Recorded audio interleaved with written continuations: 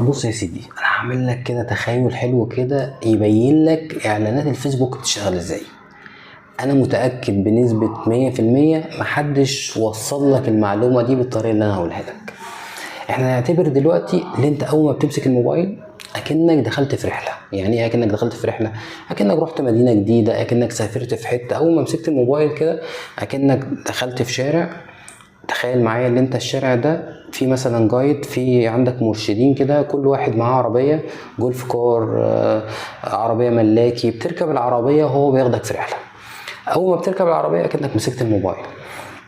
فوانت راكب العربيه ماشي في محلات بقى في الشارع انت شايفها. ففي محلات هتلاقي في محل كبير، يافطته كبيره ومنوره والباترينا كده نظيفه وبتلمع وشايف المنتجات.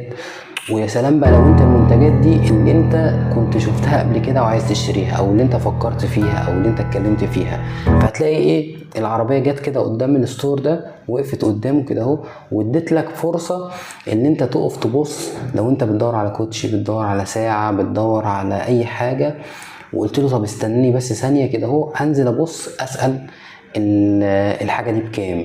يا سلام بقى لو انا معايا الفلوس وجاهز وكده، طب وهشتري، هعمل اي حاجه، محل اكل، فهنزل انا جوعت اول ما شفت الصوره وشفت الحاجات دي، انا هاكل دلوقتي فاستناني. فيبتدي بقى ايه الجايد ده، بعد ما انت ما بتاخد الاكشن ده، وقفت قدام المحل كتير، اشتريت، سالت، جه جروب تاني ركب معاه.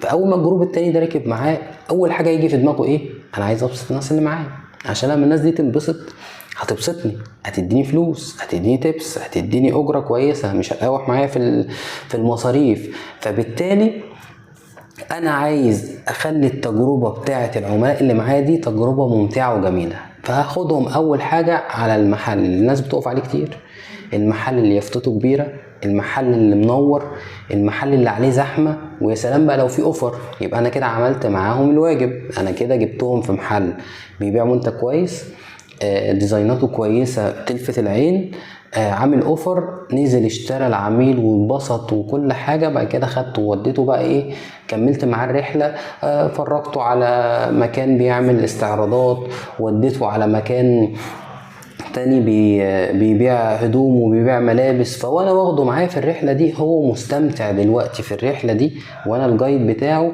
برشح له الحاجات اللي الناس كلها بتحبها وبتقف عليها. ركز معايا في الكلمه دي، بتقف عليها.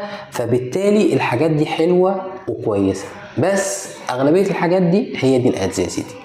فانت دلوقتي اول ما بتفتح الفيس انت عامل